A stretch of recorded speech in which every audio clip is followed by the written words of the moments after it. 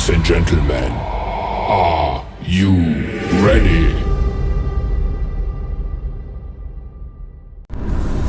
Hey, what's up? Mga ka-boy G. Tagal ko nang di nagbablog, no? Kasi busy tayo sa mga bagay-bagay na pinagbabagay-bagayan natin. What? Bro, what are you talking about, man? Kaya dapat lagi rin natin bibigyan ng panahon sa sarili natin, lalo sa Diyos, sa Lord, kay Lord. So yun, ako'y naantok. Meron lang ako ikikwento sa inyo, no, regarding to sa sa isang sundalo. Nakatayo lang siya dun sa harap ng palasyo ng presidente.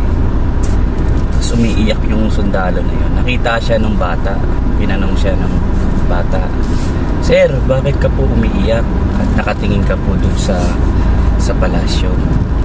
Sabi ng sundalo, "Gusto ko makausap yung presidente, kailangan ko kasi talaga yung tulong niya. Kaya nandito ako, nagpapakasakali na makaharap ko ang presidente. Kaso parang hindi naman yata mukhang imposible kasi daming bantay.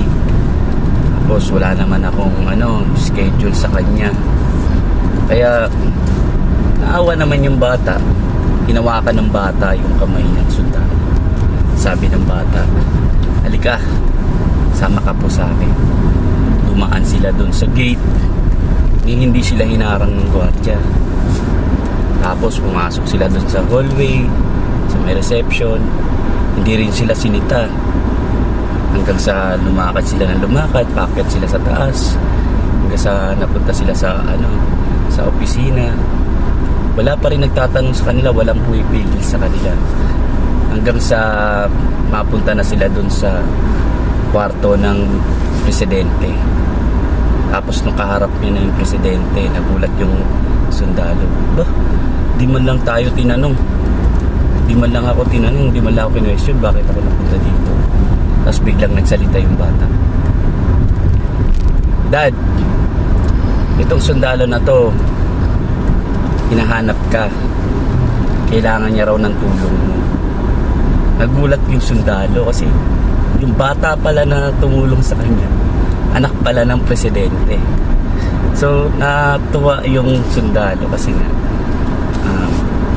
nagulat siya na isang bata hindi niya inakalang tutulong sa kanya, pero natulungan siya, no? Kaya pala walang question yung mga tao dun sa palasyo kasi anak pala talaga ng presidente yung tumulong sa bata.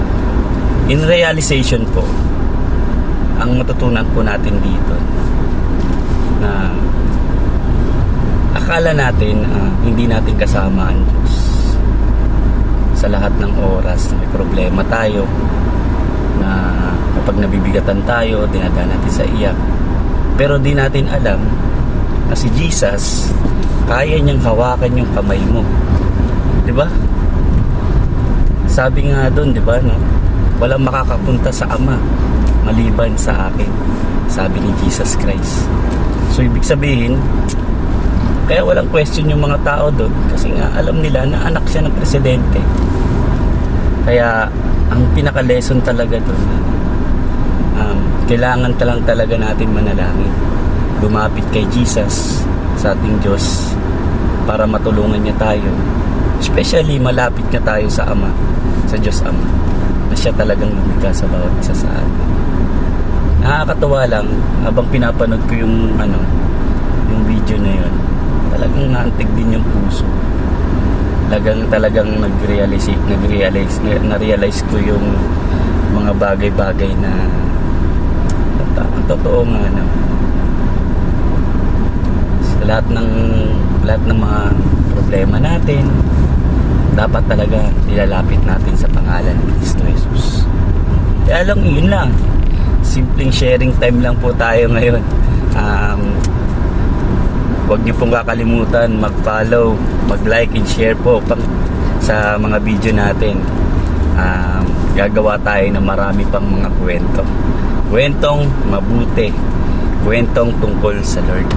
Kaya, mga Kaboy G, bye-bye.